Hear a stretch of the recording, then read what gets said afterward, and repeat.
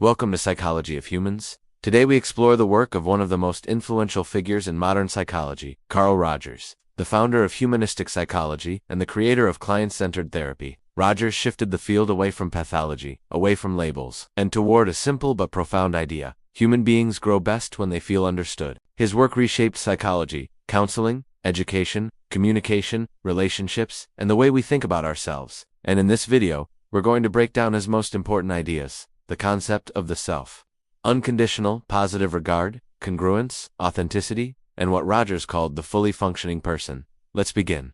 Section 1. Who was Carl Rogers? Carl Rogers was an American psychologist born in 1902, raised in a strict, religious household that valued discipline, hard work, and moral behavior. But despite the rigid structure of his upbringing, Rogers always had an inner curiosity, a drive to understand people not as objects to be corrected, but as human beings with real experiences and emotions. He originally studied agriculture, then theology, and eventually psychology. What he discovered along the way was simple. People grow when they are listened to. People heal when they are accepted. People change when they are understood. This idea became the foundation of his life's work. Section 2. The Self. Rogers believed that everything in psychology begins with one thing: your self-concept, the way you see yourself. This includes the traits you believe you have, the abilities you think you possess, the things you feel worthy of, and the limits you believe define you. According to Rogers, your behavior is always trying to maintain consistency with your self-concept. If you believe you are capable, you will attempt difficult things. If you believe you are unlovable, your behavior will reflect that belief. If you believe success is possible, you will act in ways that make success more likely. In Rogers' view, the way you see yourself becomes the way you live your life. But there's a problem. We rarely form our self-concept alone. Instead, we shape it based on the acceptance or rejection we experience from others, especially in childhood. And this is where Rogers introduced one of his most powerful ideas.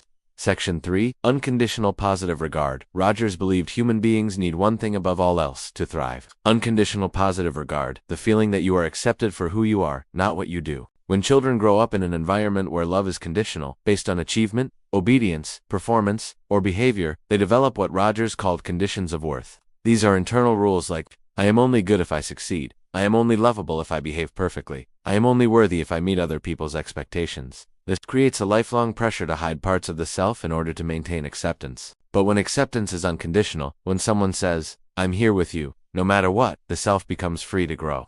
To Rogers, unconditional positive regard wasn't just a therapeutic technique. It was a philosophy of human relationships. Section 4. Congruence and incongruence. One of Rogers' most important insights is the difference between congruence and incongruence. Congruence is when your inner world and your outer behavior match. When you live honestly, speak truthfully, acknowledge your feelings openly, and stay aligned with your values. In Rogers' words, congruence is being real. Incongruence, on the other hand, is when your inner experience does not match your outer behavior, when you pretend, hide, mask, suppress, or perform. Most emotional suffering, according to Rogers, comes from this internal split, this gap between the true self and the presented self. To move toward mental well-being, a person must close this gap. They must become more authentic, more aligned, and more real. Section 5. The fully functioning person.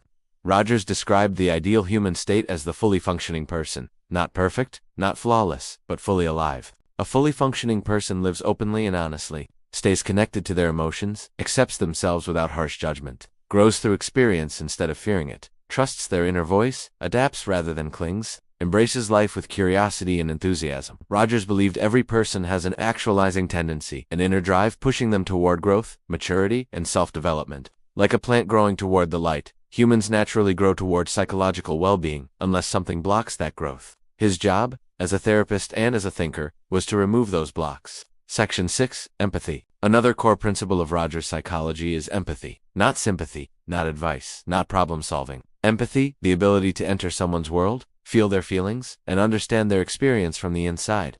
Rogers believed that empathy has the power to transform people. It helps them feel safe. It reduces shame. It allows them to explore who they really are. He famously said, when someone really hears you without passing judgment, it feels damn good.